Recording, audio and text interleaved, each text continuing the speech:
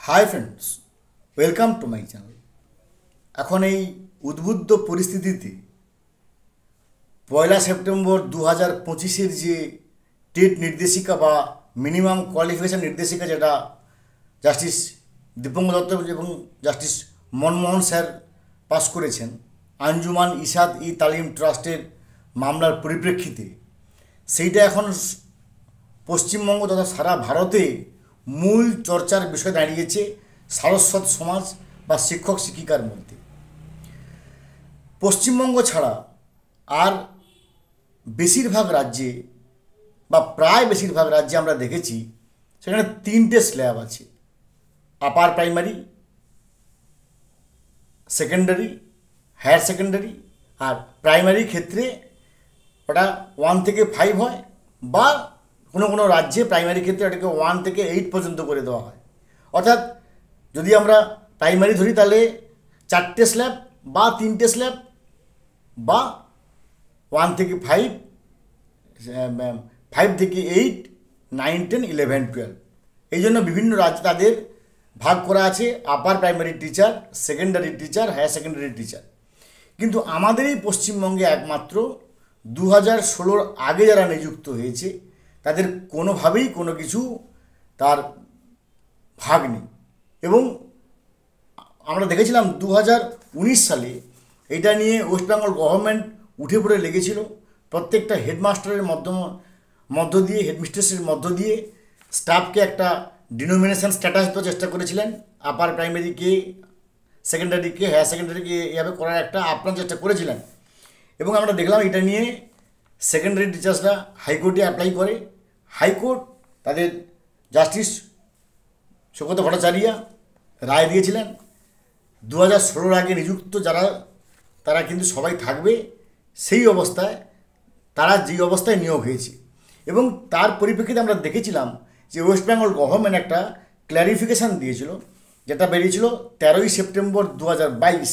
অর্থাৎ 2019-এর এই উদ্বুদ্ধ পরিস্থিতির জন্য 2022 সালের 13ই সেপ্টেম্বর ওয়েস্ট বেঙ্গল গভর্নমেন্ট একটা দিয়েছিল ক্ল্যারিফিকেশান, যার মেমো নাম্বার 214 SSE 2019, ডেটেড 16ই সেপ্টেম্বর 2019।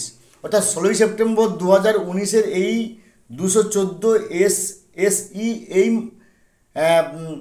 মানে পরিপ্রেক্ষিতে ক্ল্যারিফিকেশান বেরোয় 13ই সেপ্টেম্বর 2022, যার memo number 1197 SES 10M 45/2022 DSE 12099/20/2022 GASES DSE।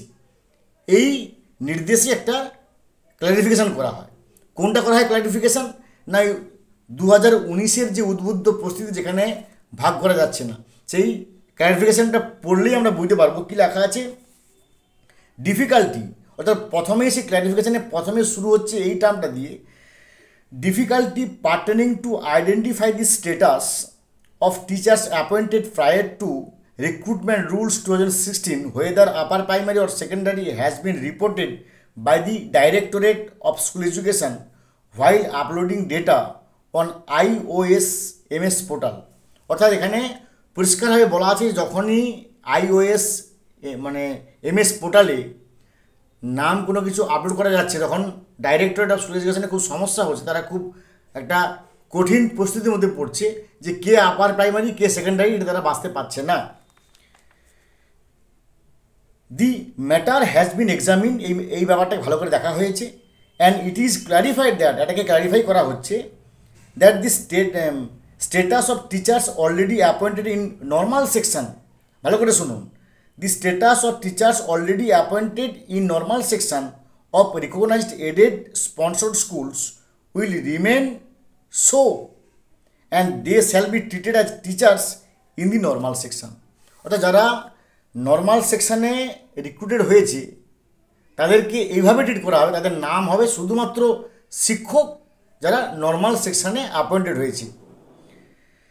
The teachers to be recruited for upper primary section schools under upper primary recruitment rules 2016 will be treated as teachers for upper primary section, অর্থাৎ 2016 সালে rule হওয়ার পরে upper primary এই শিক্ষকদের rule হওয়ার পরে যারা নিযুক্ত হবে আপার প্রাইমারি তাদের নাম হবে টিচার্স আপার প্রাইমারি সেকশনের, এইভাবে তাদেরকে ট্রিট করা হবে। এটা কবে? 2016 পরে, যখন 2016 আপার প্রাইমারি রিক্রুটমেন্ট রুলস হওয়ার পরে।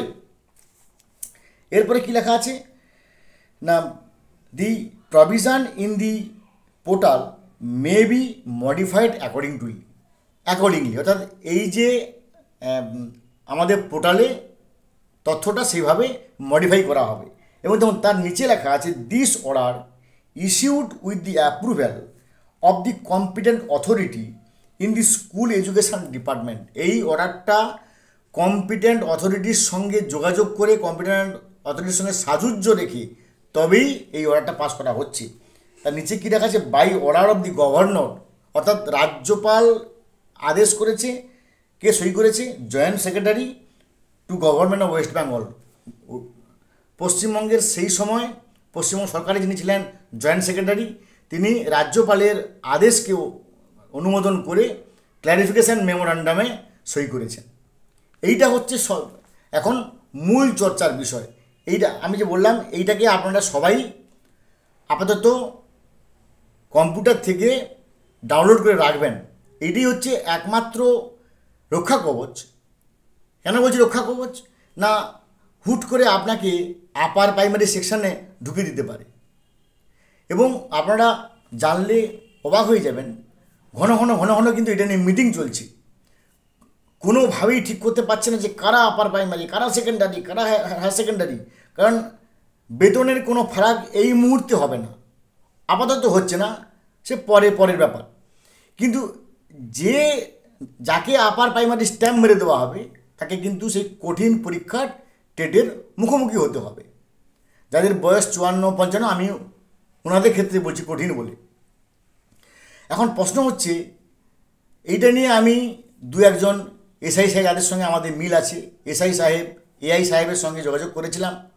যেটুকু ওনাদের মৌখিক বক্তব্য, গভর্নমেন্ট বক্তব্য নয়, ওনাদের মৌখিক বক্তব্য, যে কারা আপার প্রাইমারি কারা সেকেন্ডারি, একমাত্র এখন তার একমাত্র উপায় হচ্ছে ডিআই বা এআই, মূললি DI, district inspector of schools, যারা হেডমাস্টারের মধ্য দিয়ে জানবে কোন কোন শিক্ষক শিক্ষিকা ক্লাস 8 পর্যন্ত ক্লাস নেন, কোন কোন শিক্ষক শিক্ষিকা 9, 10, 11, 12 ক্লাস নেন।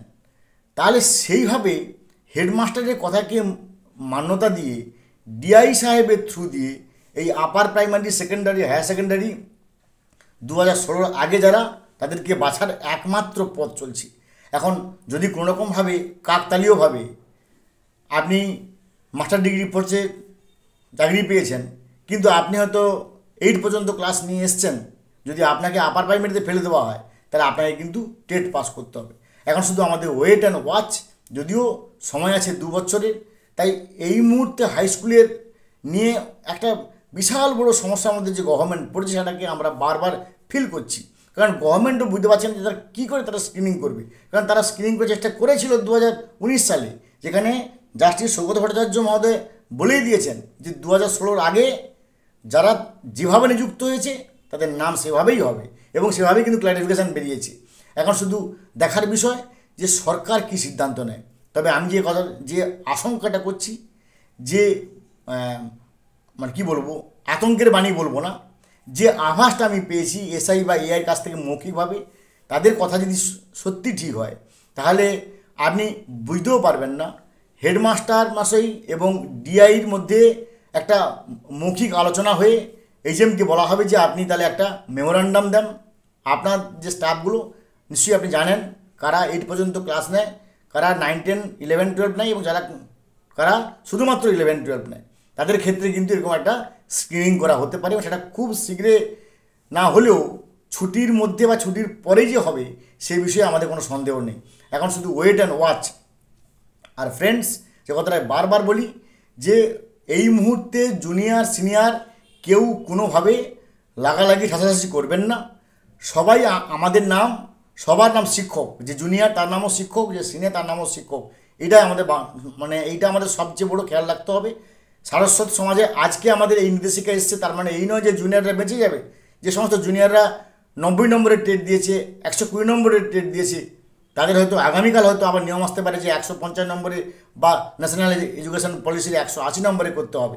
তাই কখনোই নিজেদের মধ্যে আমরা ঠেলাঠেলি করবো না। ভালো থাকুন, have a good day, thanks.